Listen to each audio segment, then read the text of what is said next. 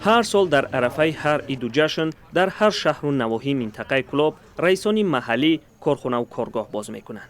این هم یکی از کارخانه های نمک در ناحیه همدانی ولایت ختلان منطقه کلاب است. برخی راهبران اقرار میشوند که بعضا یک قسمت این گونه کارخانه ها از فعالیت باز میمانند. آنها سبب را در آن میبینند که برای به خارج برآوردن محصولاتشان طریق این منطقه راه نیست. در حدود ناحیه کاروی نظررس کرده ایستاده موقعیت اساسیش همین است که اون موقعیتی که ما جایگیر هستیم، موقعیتی که ما داریم، یعنی که ناحیه سرحدی هستیم، از ما طرف راه نیست دیگر. یکی از سبب‌های اساسی در حدود ناحیه ساختن کارخانه‌های صنعتی از نقطه نظری میگیم که فایده‌ناکی همین است. در حکومت‌های محلی میگویند صاحبکاران فایده را به نظر گرفته بعد کارخانه می‌سازند.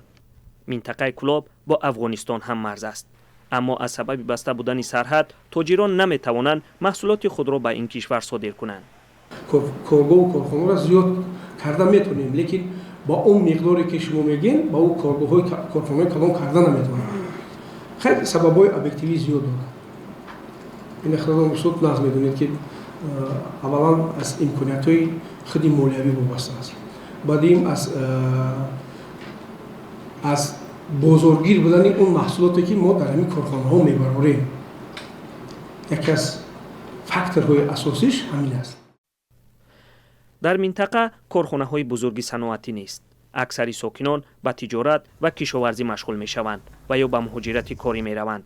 این منطقه ولایت ختلان دو گذرگاه سرحدی با افغانستان، راه آهن و یک فرودگاه دارد.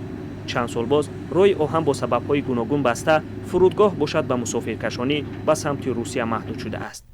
دو گذرگاه دیگر کوکل در فرخار و شاهان در ناحیه شمس‌الدین شاهین را بعد به سر قدرت آمدن طالبان در افغانستان بستند.